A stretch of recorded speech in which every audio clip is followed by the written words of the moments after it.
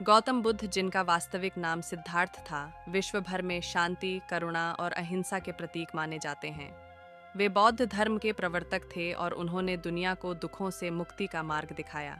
उनका जीवन एक साधारण मनुष्य के असाधारण ज्ञान की यात्रा है। गौतम बुद्ध का जन्म 563 ईसा पूर्व में लुम्बिनी, वर्तमान नेपाल में हुआ था। उनके पिता राजा शुद्धोधन शाक्य गण के शासक थे और माता महारानी महामाया कोलिय वंश की थीं। जन्म के 7वें दिन ही माता का निधन हो गया, जिसके बाद उनका पालन पोषण मौसी महाप्रजापति गौतमी ने किया। उनका नाम सिद्धार्थ रखा गया, जिसका अर्थ होता है जिसका उद्देश्य सिद्ध हो चुका हो। जन्म के समय एक ज्योतिषी ने भविष्यवाणी की थी कि यह बालक या तो एक महान सम्राट बनेगा या एक महान सन्यासी। राजा शुद्धोधन ने सिद्धार्थ को हर प्रकार के दुख दर्द से दूर रखने के लिए उन्हें राजमहल के भीतर सुख सुविधाओं में पाला। उन्होंने गुरुओं से वेद, राजनीति, युद्ध कला आदि की शिक्षा प्राप्त की। 16 वर्ष की उम्र में उनका विवाह राजकुमारी यशोधरा से हुआ। कुछ वर्षों बाद उन्हें एक पुत्र की प्राप्ति हुई, जिसका नाम राहुल रखा गया। सिद्धार्थ का मन बचपन से ही संसार की अस्थिरता और दुखों को लेकर चिंतित रहता था। एक दिन जब वे महल से बाहर निकले तो उन्होंने 4 दृश्य देखे। 1. एक बूढ़ा व्यक्ति। 2. एक रोगी। 3. एक मृत शरीर। 4. एक सन्यासी। इन दृश्यों ने उनके अंतर्मन को झकझोर दिया। उन्होंने समझा कि जीवन में सुख क्षणिक है और दुख अफाइडिया और हार्ट वन साड़यंट है। तब उनके मन में सत्य की खोज और मुक्ति की चाह ने जन्म लिया। 29 वर्ष की आयु में सिद्धार्थ ने रात को अपने परिवार को छोड़ दिया और एक साधक के रूप में सत्य की खोज में निकल पड़े। इसे महाभिनिष्क्रमण कहा जाता है।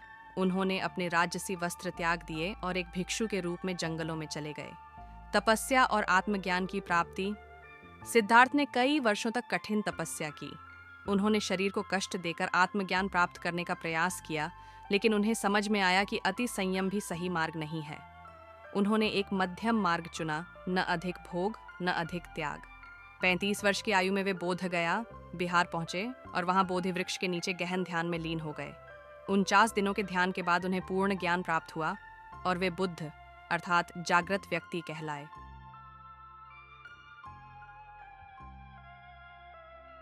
ज्ञान प्राप्त करने के बाद बुद्ध ने सबसे पहले सारनाथ में 5 सन्यासियों को उपदेश दिया।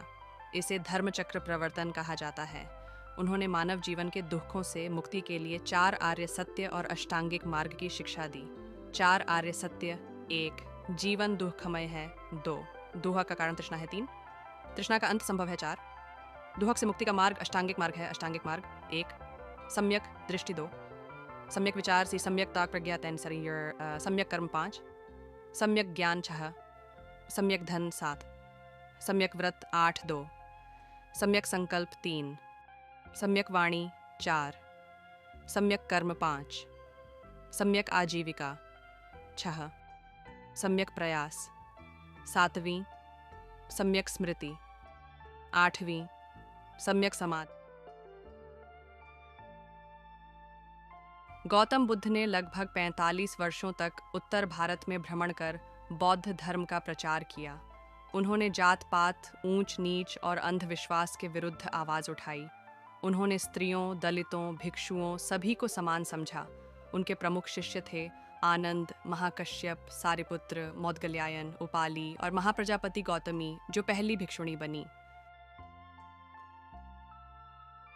80 वर्ष की आयु में कुशीनगर, उत्तर प्रदेश में गौतम बुद्ध ने अपना अंतिम उपदेश दिया और वहीं उन्होंने देह त्याग दी।